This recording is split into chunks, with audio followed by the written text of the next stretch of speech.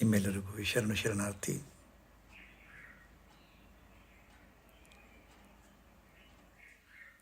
ಮನುಷ್ಯನ ಬದುಕು ಎಷ್ಟು ಗೋಜಲಗಳಿಂದ ತುಂಬಿದೆ, ಎಷ್ಟು ಸಮಸ್ಯೆಗಳಿಂದ ಕೂಡಿದೆ, ಎಷ್ಟು ಕಷ್ಟ, ಎಷ್ಟು ಒತ್ತಡ, ಎಷ್ಟು ನೋವು.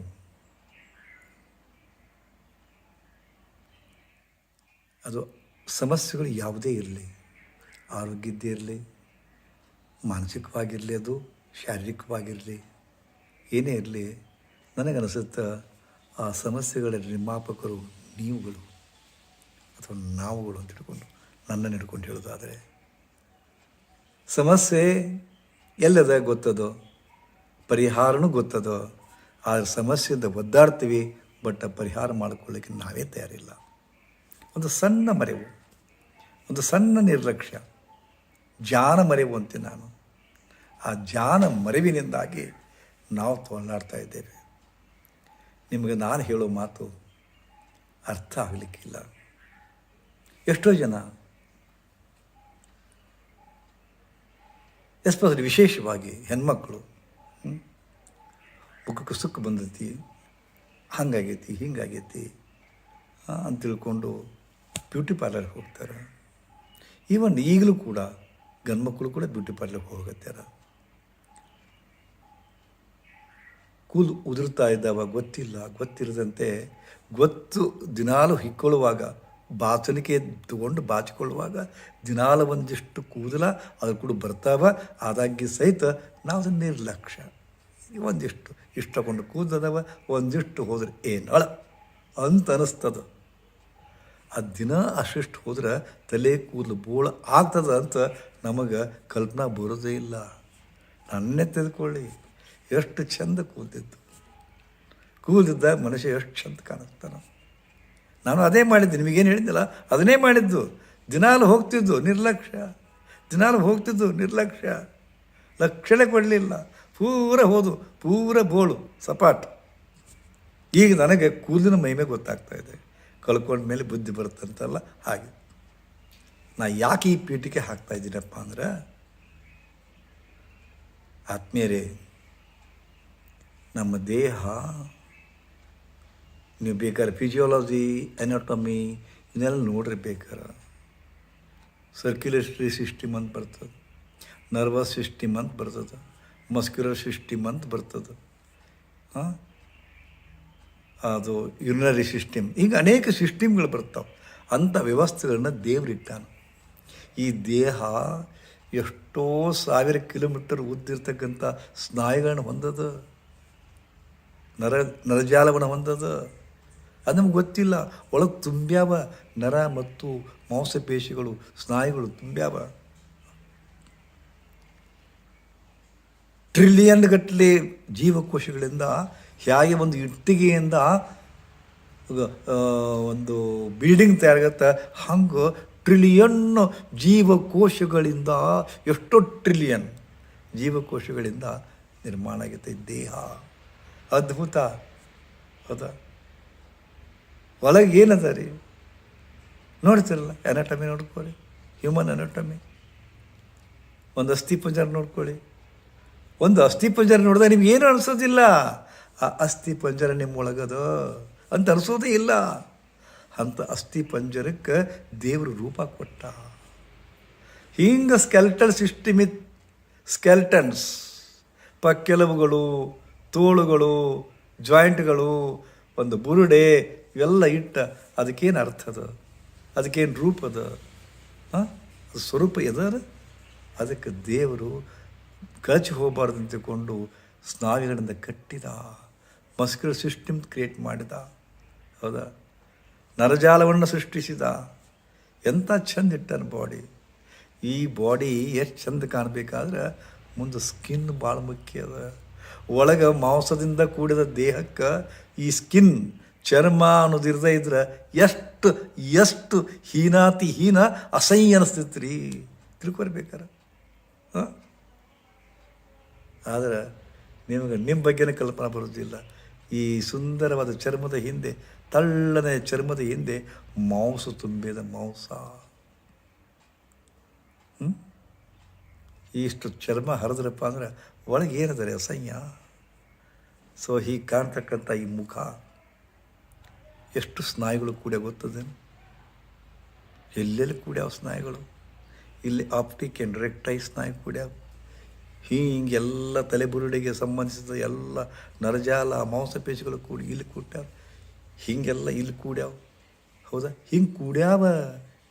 ಎಲ್ಲೆಲ್ಲಿ ಕಟ್ಟಿಟ್ಟನ ದೇವರು ಎಲ್ಲೆಲ್ಲಿ ಎಲ್ಲ ಮಾಂಸ ಮತ್ತು ನರಗಳು ಕೂಡ್ತಾವ ಆ ಬಿಂದೂಕ ಚಕ್ರ ಅಂದರು. ಮಾಂಸ ಮತ್ತು ನರಗಳನ್ನು, ಮಸಲ್ಸ್ ಆ್ಯಂಡ್ ನರ್ವ್ಸನ್ನು ಒಂದು ಕಟ್ಟಿ ಹಾಕಿದ ಜಾಗವೇ ಚಕ್ರ. ಹೀಗೆ 6 ಕಡೆ ಕಟ್ಟಿ ಹಾಕ್ಯಾನ. ಇಲ್ಲಿ ಕಟ್ಟಿ ಹಾಕ್ಯಾನ ದೇವರು. ಇದಕ್ಕೆ ಆಜ್ಞಾ ಅಂದರು. ಹೌದಾ? ಇದಕ್ಕೆ ವಿಶುದ್ಧ ಅಂದರು. ಹೌದಾ? ಇದಕ್ಕೆ ಅನಾಹತ ಅಂದರು. ಒಂದೊಂದು ಚಕ್ರ ಒಂದು ಮಾಂಸಪೇಶಿಗಳ ನರಗಳ ಒಂದು ಕೂಡುವಿಕೆ. ಅದು ಜಾಯಿಂಟ್ಸ್ ಕೂಡುವಿಕೆ, ಒಂದು ಸಂಗಮ. ಅದು ಆ ಸಂಗಮಕ್ಕೆ ಚಕ್ರ ಅಂದರು. ಹೋಗಲಿ, ಇದೆಲ್ಲ ಬಂದವಲ್ಲ ಈ ಮಾಂಸಪೇಶಿಗಳು ಯಾಕೆ ಕೆಡ್ತಾವೆ, ಮುಖಕ್ಕೆ ಯಾಕೆ ಸುಕ್ಕು ಬರುತ್ತದ, ಮುಖ ಯಾಕೆ ಕಳೆಗುಂದುತ್ತದ ಅನ್ನೋದಕ್ಕೆ. ಕಳೆಗುಂದಿದಾಗ ನೀವೇನು ಬ್ಯೂಟಿಫುಲ್ ಹೋಗಿರಲ್ಲ, ಬ್ಯಾಡ್ರಿ. ನಿಮ್ಮ ಮಾಂಸಪೇಶಿಗಳಿಗೆ ನರಗಳಿಗೆ ಚೈತನ್ಯ ತುಂಬ್ರಿ. ಅದು ನಿಮ್ಮೊಳಗೆ ಅದ. ಎಷ್ಟು ಸಿಂಪಲ್ ಅದ ಗೊತ್ತದೇನು? ನಮಗೆ ನಮ್ಮ ಗತಿ ಹಿಂಗಾಗಿದ್ದಕ್ಕೆ ಮೂಲ ಕಾರಣ ಏನಪ್ಪ ಅಂತಂದ್ರೆ ನಮ್ಮೊಳಗೆ ಇರೋದು ನಾವು ಬಳಸ್ಕೊಳ್ಳದೇ ಇರೋದು, ಅದಕ್ಕೆ ಒಂದು ಎನರ್ಜೈಸ್ ಮಾಡಿಕೊಳ್ಳದೇ ಇರೋದು, ಟ್ಯೂನಿಂಗ್ ಮಾಡಿಕೊಳ್ಳದೇ ಇರೋದು. ಗೊತ್ತಾ? ಇಷ್ಟೆಲ್ಲ ಪೀಠಿಗೆ ಬೇಡ. ನಿಮಗೆಲ್ಲ ಭಾಳ ಕೇಳಲಿಕ್ಕೆ ಬೇಜಾರು ಅನ್ನಿಸ್ತದೆ. ಅದಕ್ಕೆ ನೇರವಾಗಿ ಹೇಳ್ತೀನಿ, ಬ್ಯೂಟಿ ಪಾರ್ಲರ್ಗೆ ಹೋಗೋದೆ ನಿಮ್ಮ ಮುಖವನ್ನು ಕಾಂತಿಯುತವಾಗಿ ಇಟ್ಕೊಳ್ಳುವಂಗೆ ಕೆಲವು ಟೆಕ್ನಿಕ್ಗಳನ್ನ ಒಂದೊಂದಾಗಿ ಹೇಳ್ತೀನಿ. ಯಾಕೆ ಒಂದೇ ದಿವಸ ನಾವು ಒಟ್ಟು ಹೇಳಿಬಿಟ್ರಪ್ಪ ಅಂತಂದ್ರೆ ನೀವು ಅಂತೀರಿ, ಗುರುಗಳ ಇಟ್ಟಿಟ ಮಾಡಿರಿ, ನೀವು ಸಣ್ಣ ಮಾಡಿರಿ, ಭಾಳ ತನಕ ಅದು ನೋಡೋಕೆ ಟೈಮ್ ಇಲ್ಲರಿ ಅಂತೀವಿ. ಸುಡ್ಗಾಡ. ನಿಮಗೆ ಎದಕ್ಕೆ ಟೈಮ್ ಕೊಡಬೇಕು ಗೊತ್ತಿಲ್ಲ, ಎದಕ್ಕೆ ಟೈಮ್ ಕೊಡಬಾರ್ದು ಗೊತ್ತಿಲ್ಲ ಅಂಥ ಮಂದಿ ನೀವಿರುವಾಗ ಇರಲಿ. ನೀವು ಹೇಳ್ದಂಗೆ ನಾ ಕೇಳ್ತೇನೆ. ಇವತ್ತೇನಾಗ್ಯದ, ಒಂದು ಸೂತ್ರ ಹೇಳ್ತೇನೆ, ಒಂದು ನಿಮಗೆ ಹಿಂಟ್ಸ್ ಕೊಡ್ತೇನೆ. ನಿಮ್ಮ ಮುಖದ ಸ್ನಾಯುಗಳಿಗೆ ಚಾಲನೆ ಕೊಡೋದು, ಅದನ್ನು ಟ್ಯೂನಿಂಗ್ ಮಾಡೋದು. ಟ್ಯೂನಿಂಗ್ ಹೆಂಗೆ ಮಾಡೋದಪ್ಪ? ಇಲ್ಲಿಂದರ ಹೋಗಬೇಕು ಒಂದು, ಮ್ಯಾಲಿಂದರ ಬರಬೇಕು ಒಂದು, ಇರಲಿ ಯಾವುದೋ ಒಂದು ತೊಗೊತೀನಿ. ಇವತ್ತು ದವಡೆಗಳ ಚಲನವಲನದಿಂದ ಮುಖದ ಕಾಂತಿಯನ್ನು ಹೆಚ್ಚಿಸ್ಕೊಳ್ಳೋದು, ಮುಖದ ಆರೋಗ್ಯವನ್ನು ಹೆಚ್ಚಿಸ್ಕೊಳ್ಳೋದು ಹೆಂಗಪ್ಪ? ವೆರಿ ಸಿಂಪಲ್ ರೀ, ವೆರಿ ಸಿಂಪಲ್. ಹೆಂಗೆ? ಹಿಂಗಿರ್ತಿರಲ್ಲ,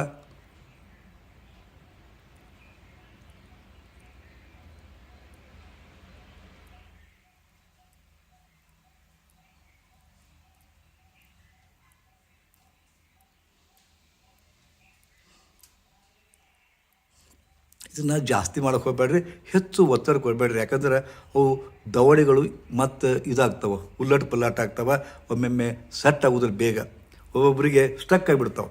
ಅದ ಕಾರಣ ಜೋಕಿಯಿಂದ ಮಾಡಿರಿ. ಇದನ್ನು ದಿನಾಲು 7 ನಿಮಿಷ ಮಾಡಿರಿ ಸಾಕು. ಸಿಂಪ್ಲಿ ಹಿಂಗೆ ಕುಂತಿರ್ತೀರಿ,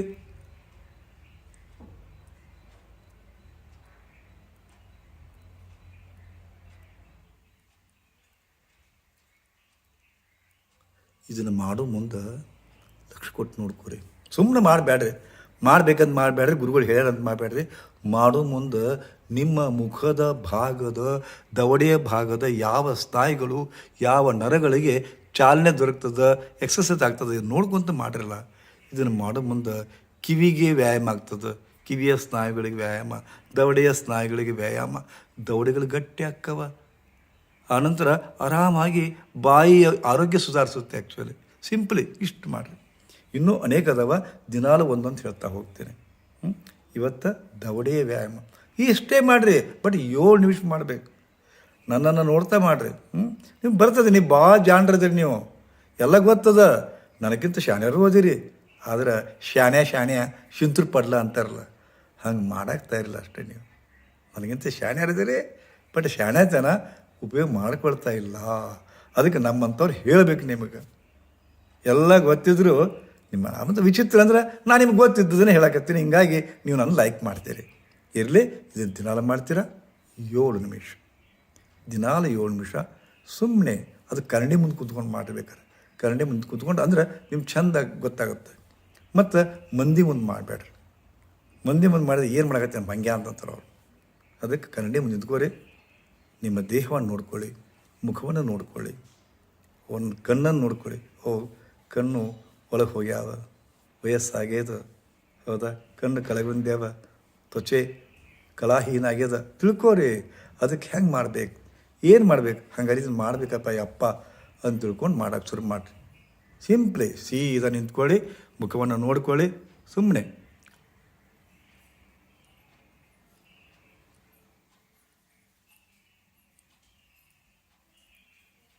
ಜಾಸ್ ಮೂಮೆಂಟ್ ಅಂತ ನಾವು ಇದಕ್ಕೆ. ಸೊ ದವಡೆಗಳ ಚಾಲನೆ ಮಾಡಬೇಕು. ಇದನ್ನು ಮಾಡಿರಿ, ಹೆಂಗೆ ಅನಿಸ್ತದ ತಿಳ್ಕೊರಿ. ಅದು ಒಂದೇ ದಿವಸದಾಗ ಏನಾಗೋದಿಲ್ಲ.